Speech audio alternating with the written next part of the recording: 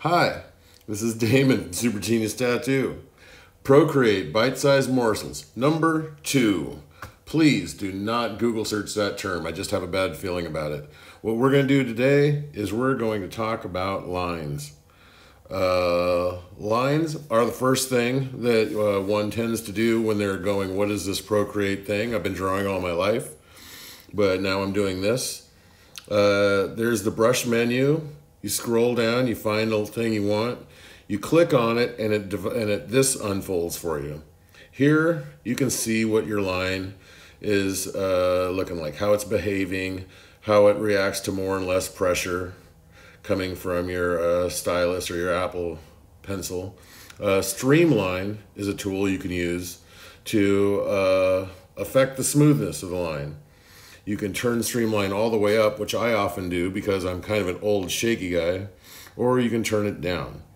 Maximum and minimum size affect how the brush will behave when you adjust its size when you're in the main Procreate menu. Dynamics, color dynamics, I don't mess with that ever. Rendering, grain, it behaves a lot like shape as far as editing it. In the shape, you can, as I'm tooling around here, trying to remember how this goes, eventually I'm about to realize that you can change that shape. Go into edit, and there's the shape. You can import, and you can try importing a file. A file will take you to your files menu. You can go to import a photo, and that will take you to your photo menu where you can try to use a picture of a tree as a brush or whatever. And then the simplest way is to go into the source library, where a bunch of preloaded Procreate sources are available. Many of which are used in brushes that are in your palette somewhere. Some maybe not. And you can play with these and do what you want. Going back into the main Procreate window, this is where you can duplicate a brush. So if you want to experiment with modifying a brush, you just go to this, you duplicate it, and you can create your own brush by naming it there. When you sign it, underneath the where I'm typing right now, where it says sign here, that will lock the brush in. And if my memory is correct, you cannot modify after you do that. For naming the brush, which is probably more valuable at this stage, simply click on that and type in, I put experiment because it's an experiment for my benefit and maybe possibly some of yours. Properties, minimum size, maximum size. If you make those the same, you'll be able to lock in the size of your brush so you can't change it in your main Procreate menu. We won't be playing with that for now. For here, we'll go into shape,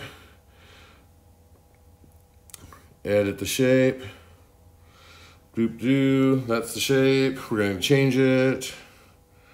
Yeah, we're not going to import a photo even though we're going through this little rigmarole again. We're not going to import a file even though we're doing that again, but we're showing you where we can go.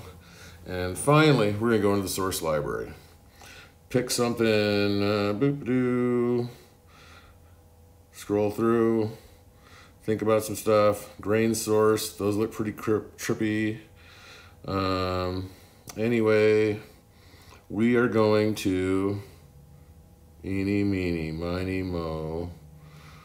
I'm going to eventually decide to settle on lightning. This simply just affects the shape of the brush. If you just tap the brush, it'll make a tiny, tiny little lightning thing. Theoretically, those lines are made out of lightning. Isn't that fancy? See, when you increase the size of it, it becomes a little more apparent. At a smaller size, who knows?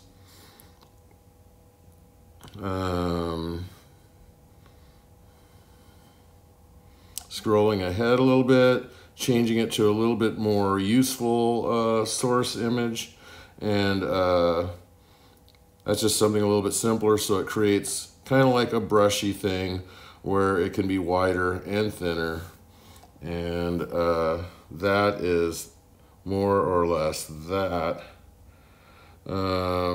There we go. We write my name, and I think at that point we go, we're tooling around here.